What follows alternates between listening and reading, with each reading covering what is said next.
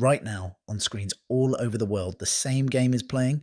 Around 3.5 billion people follow it, close to half the planet. It needs almost nothing. A ball, a flat patch of ground, and two things to aim between. It's the closest thing we have to a universal language. But the beautiful game did not begin beautiful. It began as a riot. A mob of villagers, a stuffed animal's bladder, and almost no rules at all. It was so violent that kings tried to ban it, on and off for 300 years. Its modern rules were scribbled out in a London pub. And even the word soccer is a buried British joke. This is where football really comes from. For centuries, on a holiday, often Shrove Tuesday, the day before Lent, England played a very different game. The whole village turns out. The ball is a pig's bladder, blown up and tied off. The goals might be two churches or two mills a mile or more apart. There are no teams as we'd know them. It's one half of the parish against the other. There are no referees and no field. There is almost no rule except this: get the ball there by any means. Hundreds of people surge through the streets and fields at once. Men are kicked, punched, trampled and dragged into rivers. Bones break, shops are smashed, and now and then someone dies. People of the time didn't call it a sport. They called it a friendly fight. One Elizabethan writer condemned it as a cause of fighting, brawling, murder, and great effusion of blood. This was football, loud, lawless, and loved, and to the men who ran the country it looked like a threat. In 1314, King Edward II had had enough.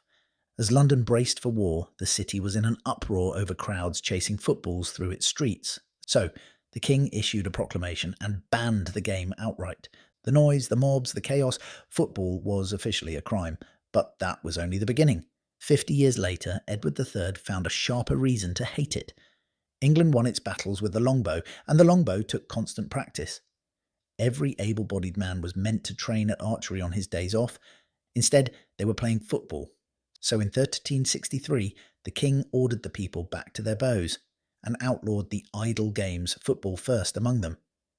The nation's defence, he warned, was being lost to a ball, and once one king had banned it, the others could hardly be left out. For the next 3 centuries, monarch after monarch tried to stamp football out. Richard II, the Henrys, Elizabeth I, all of them passed laws against it. By one count, England issued more than 30 football bans between 1314 and 1667. They fined players, jailed them, and broke the games up by force. It may be the longest losing streak in the history of English lawmaking, because none of it ever worked. The people simply waited out each ban and played again. For centuries, football stayed exactly that, a glorious, ungovernable mess. Then, in the 1800s, it found an unlikely home: England's elite schools. Places like Eton, Harrow and Rugby took the village game and gave it fields and time and order. There was just one problem. Each school had invented its own version. At some, you could catch the ball and run with it in your hands. At others, handling was banned. It was all feet.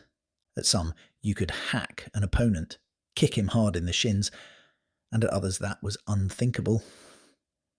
Inside one school, this was fine. Everyone knew the local rules. The trouble came the moment boys from 2 different schools tried to play each other. The same word, football, meant a dozen different games. Every match collapsed into the same argument: whose rules? If football was ever going to grow up, someone had to agree on one game. That reckoning came on an autumn evening in 1863. The place was a London pub, the Freemasons Tavern. Representatives from a handful of clubs and schools sat down together. Their goal was to write a single rulebook, once and for all.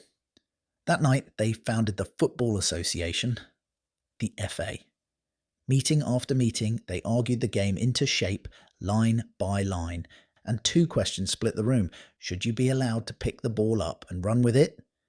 And should you be allowed to hack, to kick an opponent in the shins? One side said yes. That handling and hacking were the manly heart of the game. The other side wanted a game of the feet with no kicking of men. When the vote went against them, the handling clubs, led by Blackheath, walked out. In that moment, one game quietly became 2. The side that stayed wrote the laws of association football. The side that left kept the carrying and the tackling, and a few years later founded their own code, rugby. Football and rugby had been, until that night, the same game. Two of the planet's biggest sports split forever over a pub argument about whether you may kick a man in the shins, which brings us to the strangest part of all, the name. To tell the two games apart, students needed quick nicknames, and at Oxford there was a slang craze for chopping a word down and tacking on the end. Breakfast became brekker. A first-year student became a fresher. Rugby football became rugger. And association football, from the soc in association, became soccer. That's the whole secret. Soccer is just British student slang for association. There's a famous story that one Oxford man coined it on the spot, but historians think that tale is made up. The real answer is duller and truer. It was simply how they talked. And here's the part most people get backwards. Soccer is not an American word. The British invented it. They used it happily alongside football for the better part of a century. Then, as the Americans happily kept saying it, the British quietly stopped and began to act as though the word had never been theirs. They disowned their own joke. While Britain argued over names, its game was already leaving the island. The 1800s were the height of the British Empire, and Britons were everywhere. Sailors played it in port, railway engineers played it beside the new tracks, factory workers played it on their one day off, and wherever they went, the ball went with them. In Argentina, a Scottish schoolteacher named Alexander Watson Hutton built the leagues that made football the national game. In Brazil, a young man named Charles Miller stepped off a ship in 1894 with 2 footballs and a rulebook in his luggage. The game he carried home would become the soul of Brazilian sport. In Italy, an Englishman named Herbert Kilpin founded a club in 1899 and called it not Milano, but Milan. From Buenos Aires to Milan, the same simple game took root. It spread faster than almost any idea in modern history, and for a simple reason. It cost nothing. A ball and a patch of ground, and anyone could play. You didn't need to read the rules to understand them. Rich or poor, in any language, the game made instant sense. The brawl the kings had banned was becoming the world's common tongue. By the early 1900s, whole nations played, and they wanted to know who was best. In 1930, that question got its stage. The first World Cup was held in a single city, Montevideo, in Uruguay. 13 nations made the trip, some of the Europeans sailing for weeks across the Atlantic. Uruguay built a brand new stadium for it, the Estadio Centenario, and on the 30th of July, some 90,000 people packed in for the final. The hosts, Uruguay, faced their neighbours and rivals, Argentina. Uruguay won 4-2, the first champions of the world. A continent away from those muddy English villages, the game had become a spectacle. The mob had become a ceremony. Today, that ceremony is the single biggest shared event on the planet. One World Cup final can hold well over 1 billion people at the same moment. Flags, anthems, whole countries holding their breath over a ball.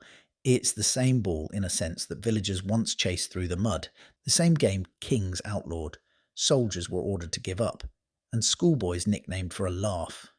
They spent 300 years trying to kill it. Instead, it outlived their crowns and quietly conquered their world. And tonight, on a screen near you, it's kicking off again.